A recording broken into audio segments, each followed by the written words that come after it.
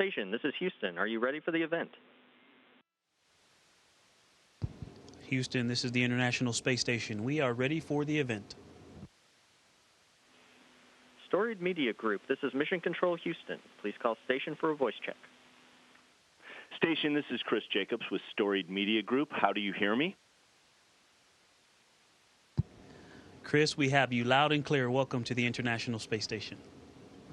Oh, it's a pleasure to talk to each of you. How are you guys doing up there? Doing great. Excellent. Yeah. Victor. Hey, Chris, good to talk to you. We are doing wonderful, great.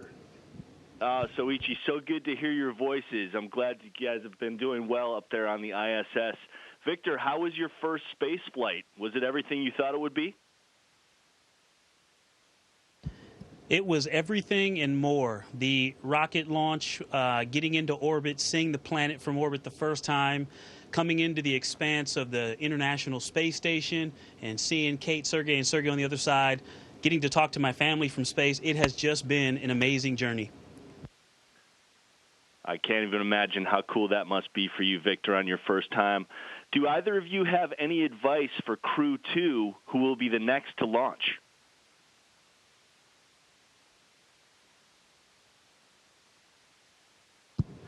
My advice is for them to launch on time. That's a good one. Hey, probably my advice is expect unexpected. That's great advice, Soichi, coming from someone who definitely knows. Victor, tell me about your first spacewalk. The first spacewalk was actually the first two. They were very busy. I didn't take a lot of pictures. I was focused on the tasks. It took me until the third and the fourth spacewalk to really appreciate being out there, stopping to take a picture or just to kind of look at the views. One of my colleagues told me before going out the hatch to keep your world small, to focus on the task that you're working on before you open that aperture up wider and wider. And so I focused on doing that, and I was pretty busy on those first two. So I was a little busier than the last two, and I was able to take some more pictures. But that first time going out the hatch and seeing the Earth from 260 miles up was just indescribable, really hard to describe. Beautiful. Victor, a lot of astronauts talk about how seeing that view of Earth from space changed them. Did it affect or change you? It definitely affects me.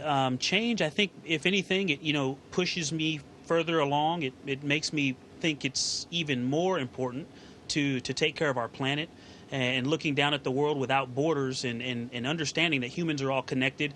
It just makes me see and experience that connection even more. Even though we're way up here kind of far from the rest of humanity, I see that Earth is a system. Soichi just posted a picture of dust blowing from the plains of Africa westward toward the east coast of the United States. It is a system. The globe is a system, and we're all connected. And seeing the planet from up here just makes me appreciate that even more. Really gives you a new perspective. Soichi, how was the flight on Dragon compared to the flights on the shuttle and the Soyuz rocket? Oh, I would say this is the best of the three.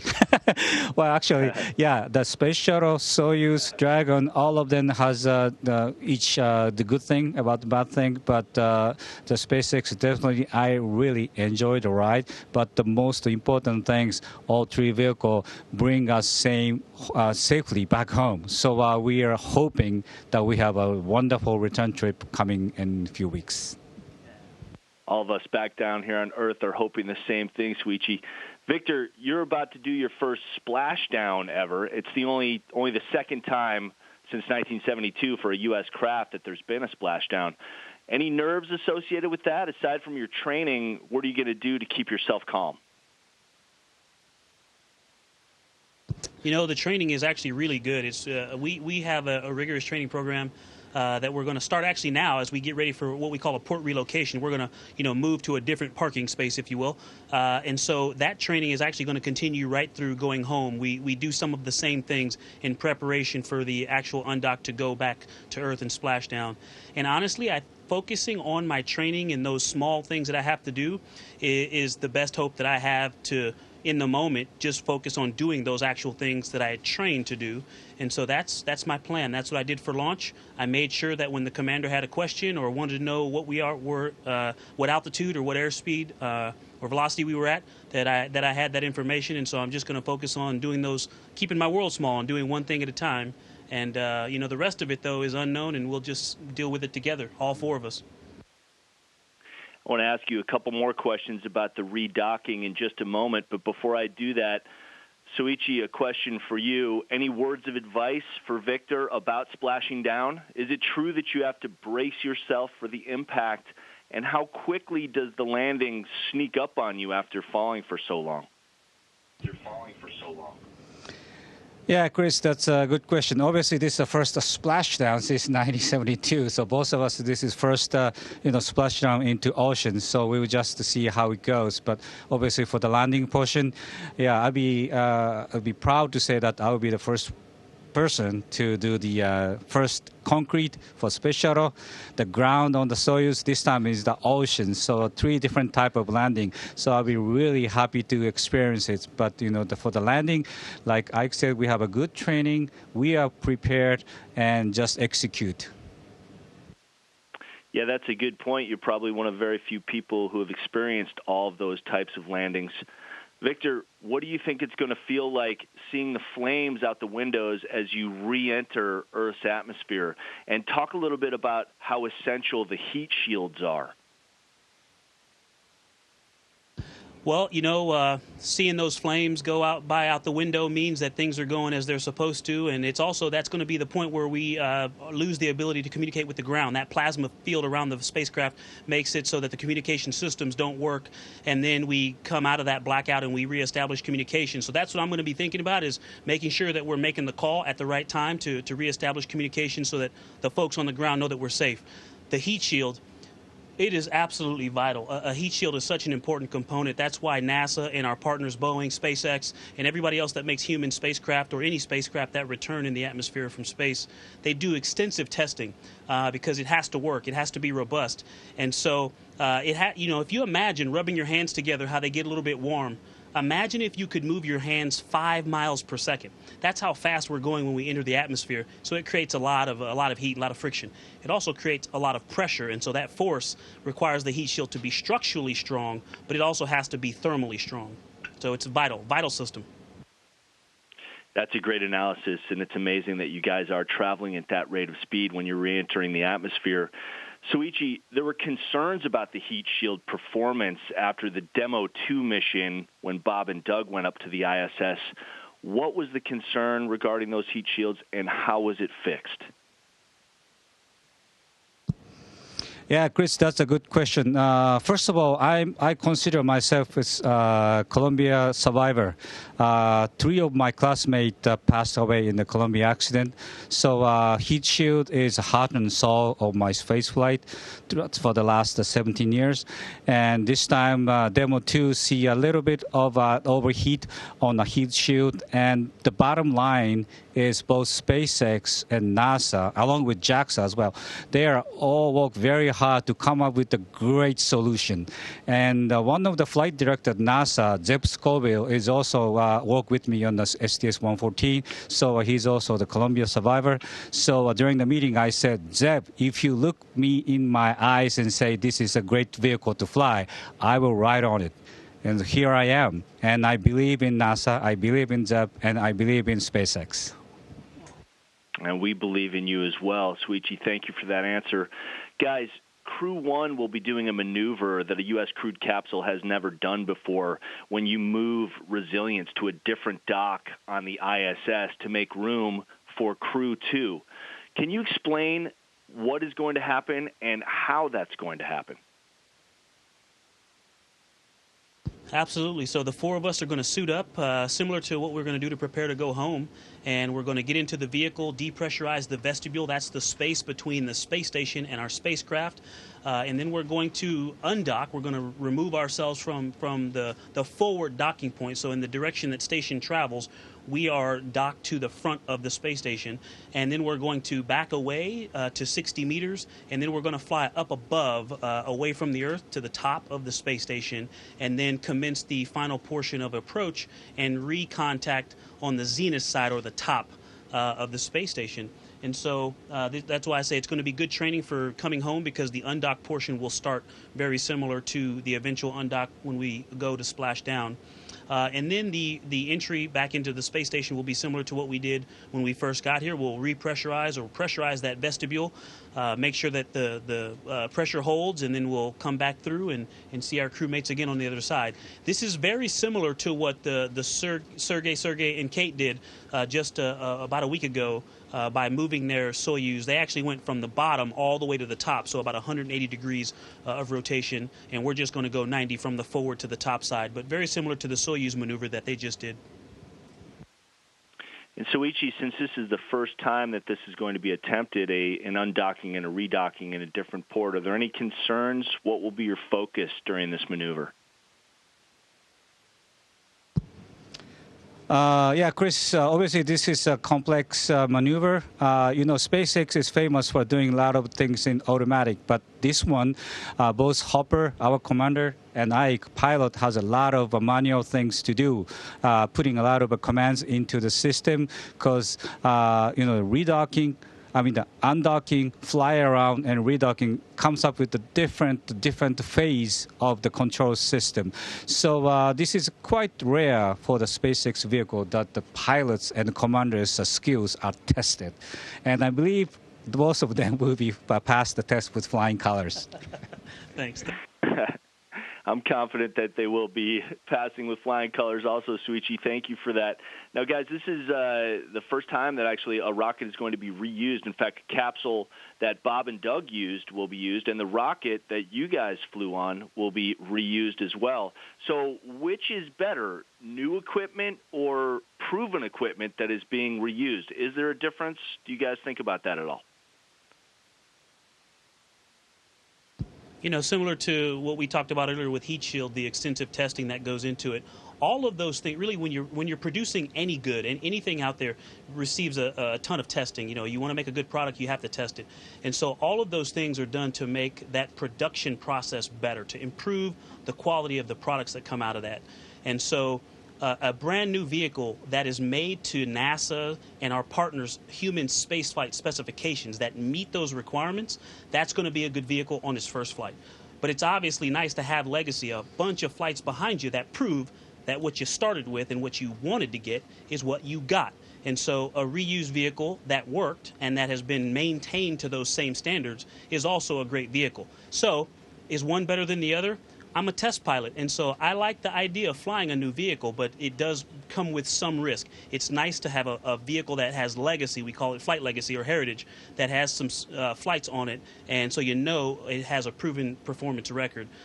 This vehicle is very robust, and I think that the crew is going to enjoy the ride on that Falcon. We sure did, and Bob and Doug seem to enjoy their ride on Endeavour, so I think Crew 2 is in for a treat.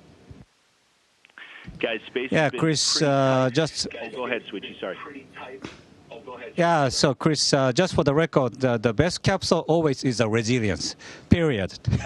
But, for the new vehicle and used vehicle thing is, I think, I'm old school. I thought always the new rocket, the new capsule is the right thing. But obviously we are witnessing the paradigm shift. So from now on, maybe the used one has a maybe better record. So we'll see. But I don't have any concern with the Crew 2 guys using the reused capsule and the reused booster. I love it, and I love the pride you take in the vessel that you flew on, Soichi. That's great. Guys, space has been very tight up there on the ISS since you've arrived. In fact, Mike Hopkins had to sleep in the Dragon since there weren't enough beds there. When Crew 2 arrives, it'll bring the total up to 11 people on the ISS. What is the plan to fit so many people? So, we're doing this interview from the airlock, and so I might actually be living in here for a little while. A few of us will move out of our crew quarters to give them space to move in and get their setup ready, since they're going to be here for a lot longer than we will at that point. And so we will move out and do what we call camp out. And, your sleeping bag just needs to be attached to something so that you just don't float around in the middle of the night. It is nice to have a door that you can close, but essentially at night when the lights are off, we all have our own bit of privacy, and it is going to be crowded, but we make do. We, if nothing else, have proven that the folks that get to come up here, if they're anything at all, they're adaptable and flexible. So we'll put that to use for a few days as we're all up here together, but then we'll get out of their hair and let them enjoy all the space of the space station. And I can imagine that the resources might be stretched a bit thin. The wait for the bathroom, is there a hierarchy system on who gets to go first? There is. Don't tell Crew 2 this, though. No, I'm kidding. I'm kidding. Actually, it's really interesting. We have not had many issues with that, if any. I don't recall any issues. And so it just seems to work out. We're all so busy during the day that it is nice to see each other, but one place that we typically don't see each other is waiting for the hygiene facilities. And so we've been really fortunate. Now, when you throw a whole nother spacecraft worth of crew up here, 4 more people, yeah, there may be a few, but I think that we'll be able to work that out like ladies and gentlemen. Guys, in all seriousness, there's been a lot. Yeah, Chris, if I may add, just quickly. Yeah, for the WC toilet-wise, that's one big pleasant surprise. 10 years ago, the last stay, I have a lot of issue with the toilet system. So often I have to go to the Russian side to use the toilet. But this time, I don't remember a single day without the toilet system. Everything works as expected. So I don't have a huge concern while the Crew 2 is coming, except Crew 1 has a priority in the toilet. Of course, you guys have paid your dues up there. You definitely get priority, and I'm glad to hear that $1 million throne is working out well for you guys. Gentlemen, there's been a lot of big news involving space travel. What do you think of Perseverance landing, progress on the Starship, and the announcement of civilian crews someday traveling on Dragons to space?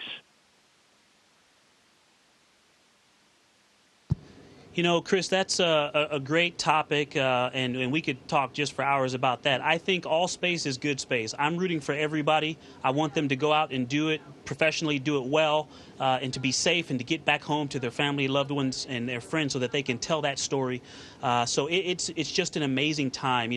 Being a first-time flyer, I feel like I've been up here for so many great events, and it's just been awesome. We were gathered around the computer watching Perseverance land, and then a few days later when they put out that awesome landing video, I think all of us watched it on our iPads, and it was just an amazing thing to witness. And so it's a great time to be in this business, and I'm rooting for everyone. And so I hope that everybody does whatever their mission is safely. That's my biggest concern. And guys, hey, Chris, if I may add, one thing, don't forget about the successful green run of the SLS. Actually, we witnessed the test from here, all of us watching the screen. And Ike and Kate Rubins are the Artemis group. So their vehicle is getting ready. So I'm fully anticipate Ike and Kate going up in the beyond the Earth's orbit, going to the moon, Mars, and beyond. So that's the one huge step for them. That's fantastic, and I'm sure you guys were watching those test flights very, very closely, and glad to hear that they're successful. Guys, in just the last couple minutes we have left, would you please do a shout-out for the splashdown that will be coming up? Please send a message to everyone back home, and please thank everybody for the well wishes that you guys have been receiving. To everyone who has supported us through this journey, thank you for your love and support. It has been an amazing part of this journey. In fact, my favorite part of this journey. To my family, friends, thank you from the bottom of my heart. This has been much more improved by your love and support and encouragement along the way. And to all of the folks at NASA and at SpaceX, and actually all of our flight control teams all around the world that have supported us throughout this mission, thank you. Your professionalism and pride in what you do has been motivating to us, and I hope that our work up here has made you proud. Thank you.